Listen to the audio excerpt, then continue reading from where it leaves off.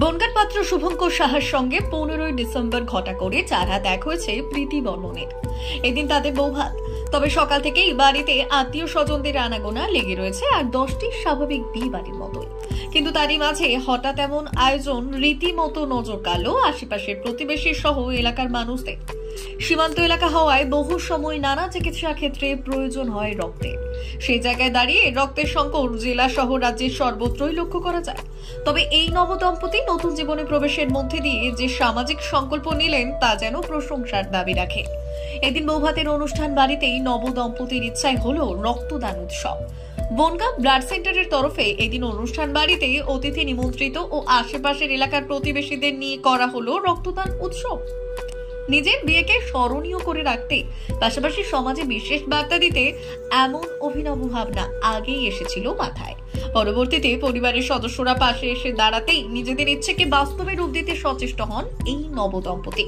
দুজনের বিয়ে হয়েছে, তো রিসেপশন উপলক্ষে হঠাৎ মাথায় এসেছে যে একটা ব্লাড ডোনেশন ক্যাম্প করার দরকার আছে, বা যেহেতু ব্লাডের খুব ক্রাইসিস অবস্থা থাকে, তো আমাদেরকে এগিয়ে আসতে হবে। সেই জন্য আমরা একটা প্ল্যানিং করেছি যে একটা ডোনেশন ক্যাম্প অ্যারেঞ্জ করলে কিছুটা অন্তত সমাজের জন্য কিছু কাজ করা যাবে, সেই জন্যই অ্যারেঞ্জ করা। আগে থেকে কি এরকম সিদ্ধান্ত নেওয়া ছিল যে একটু মাথায় প্ল্যানিং ছিল। তো আমার দাদা আছে সুরাজ দা, তো উনিও ডক্টর, তো উনি আমাকে আরও বললো যে না এটা করতে হবে। তো পরবর্তীতে সব অ্যারেঞ্জ হয়ে আমার দাদাই করেছে। কতজন রক্ত দিচ্ছে? এখনও পর্যন্ত হয়তো 14-15 জন হয়ে গেছে অলরেডি, তো আরও কিছু দেওয়া বাকি আছে। এই অনুযায়ী এদিন বনগাঁ রামকৃষ্ণপল্লী এলাকায় বিয়ে বাড়িতেই হলো রক্তদান শিবির। প্রায় 15 থেকে 20 জন রক্তদাতা এদিন রক্ত দিলেন নববধূদের আহ্বানে। রক্ত গ্রহণকারী সংস্থা চিকিৎসক জানান, রক্ত শুধু অপরের জীবনই বাঁচায় না, নিজের শরীর সুস্থ রাখতে পাশাপাশি বহু রোগ নিরাময়ের মাধ্যম হিসেবেও কাজ করে থাকে। তাই রক্তদানের মতো মহৎ কাজে এগিয়ে আসা উচিত সমাজের সকলকেই বলে জানিয়েছেন তিনি। বনগাঁ ব্লাড সেন্টার অনেক দিন ধরে এই প্রচারগুলো করে চলেছে, যে কোনো সামাজিক অনুষ্ঠানে সবাই এগিয়ে আসুক রক্তদানের মতো একটা মহৎ দানে। রক্ত দেয়া নিজের মুমূর্ষু রোগী শুধু প্রাণ বাঁচানো যায় না, নিজেরও অনেক উন্নতি সাধন করে, নিজের শরীরকে ভালো রাখা যায়। একটি ব্যক্তি রক্তদানের মধ্যে দিয়ে যদি সে সুস্থ সবল শারীরিক মানসিক সম্পন্ন হয়ে থাকে, তার নিজের যে প্রভূত উন্নতিগুলি হয় তার মধ্যে সবথেকে প্রধান ব্যাপারগুলোর মধ্যে আসছে আমরা একজন সামাজিক জীব, সুতরাং সমাজের প্রতি আমাদের কিছু দায়বদ্ধতা আছে। সেই সামাজিক কর্তব্য পালন করার মধ্যে দিয়ে যে মানসিক উৎফুল্লতা সেটা সে ফিল করতে পারে, ডিপ্রেশন মানসিক অবসাদ থেকে বেরিয়ে আসতে পারে।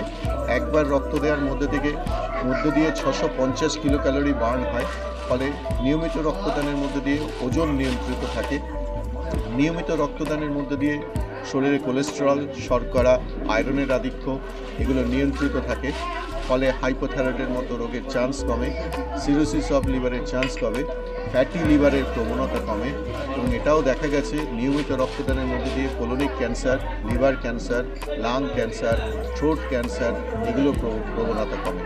তাই রক্তদান শুধু মুমূর্ষু রোগীর জীবন বাঁচায় না, নিজেরও অনেক উন্নতি সাধন করে। রক্তদান করে ভুরি ভোজেরও আয়োজন ছিল বিয়ে বাড়িতে। রাতে আরো নিমন্ত্রিতরা হাজির থাকবেন এই বিয়ে বাড়িতে, তাই চলছে এখন শেষ মুহূর্তের প্রস্তুতি। তবে নবদম্পতির এমন উদ্যোগকে সাধুবাদ জানিয়েছেন সমাজের বিভিন্ন মহল। কিছু জায়গায় দেখেছি এরকম বিয়ে বাড়ি উপলক্ষে বা কোনো অনুষ্ঠান উপলক্ষে রক্তদান করা হয়, তো সেইটা আমার ভালো লেগেছিল বলে আমার এই ভাইয়ের বিয়েতে আমি এইটা করার ইচ্ছাটা প্রকাশ করি, ও তাতে রাজি হয়। কারণ এমনিতে তো ডোনার পাওয়া যায় না, তাদের এখানে কিছু ডোনার আমরা যদি কাউন্সিলিং করে নিতে পারি সেই হিসেবে আমরা এটা অ্যারেঞ্জ করেছি। এখন অবধি 12 জন হয়েছে।